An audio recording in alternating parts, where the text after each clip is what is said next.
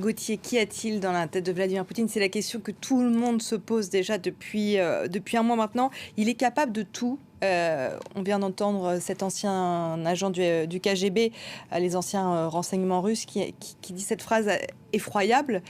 Personne ne pourra arrêter. Quel est le plan qu'il peut avoir dessiné pour l'Europe de l'Est? Alors, d'abord, pour répondre à votre question, souvenez-vous, il y a encore même 2 semaines ou 3 semaines, la plupart des diplomates occidentaux considéraient que Vladimir Poutine était un être rationnel et que donc on pouvait avoir accès à lui en négociant, en lui accordant certaines choses, en refusant certaines choses, mais bref, qu'il y avait un moyen d'accéder à ce personnage.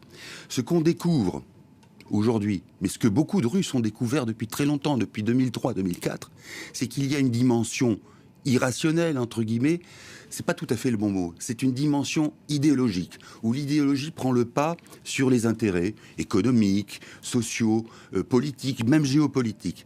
C'est-à-dire qu'aujourd'hui, on ne peut pas savoir à 100% ce que Vladimir Poutine a dans la tête, en ce sens que, par exemple, récupérer l'Ukraine, oui, pourquoi pas, mais après, c'est très lourd d'occuper un pays. S'il entend vraiment l'annexer, il faut occuper un pays qui fait une fois un peu plus de la dimension de la taille de la France, avec 44 millions d'habitants, éventuellement des résistants, la guérilla. C'est très compliqué. Est-ce qu'il a pensé à cela? Est-ce que pour lui, il passe au-dessus? Ou est-ce qu'il admet la chose? Vous voyez que c'est compliqué, et surtout, ce qui surprend, c'est que cette dimension idéologique dont je parle, elle n'a quasiment jamais été prise en compte par l'Occident. C'est pour ça que nous sommes surpris aujourd'hui. On croyait l'être rationnel, il ne l'est pas. C'est-à-dire que lorsqu'il reçoit Emmanuel Macron sur cette grande table au Kremlin et 2 jours plus tard Olaf Scholz, il sait déjà qu'il va envahir l'Ukraine? Très probablement. Enfin, en tout cas, c'est dans les plans. C'est-à-dire que, si vous voulez, on ne mobilise pas entre 150 000 et 170 000 hommes depuis l'automne dernier, pour rien. Ou alors, c'est qu'on fait des manœuvres, en tout cas pour intimider. Mais il y a quelque chose. Sinon, vous savez, les manœuvres, c'est pas aussi grand. Ça peut être 20 000, 30 000 hommes, mais là, 150 000. En plus, avec l'artillerie, c'est une armée d'artilleurs, l'armée russe. Donc, il y avait cette intention. Maintenant, un point peut-être rassurant, c'est que Vladimir Poutine, très probablement, n'est pas un stratège. C'est un tacticien, c'est-à-dire qu'il réagit au coup par coup.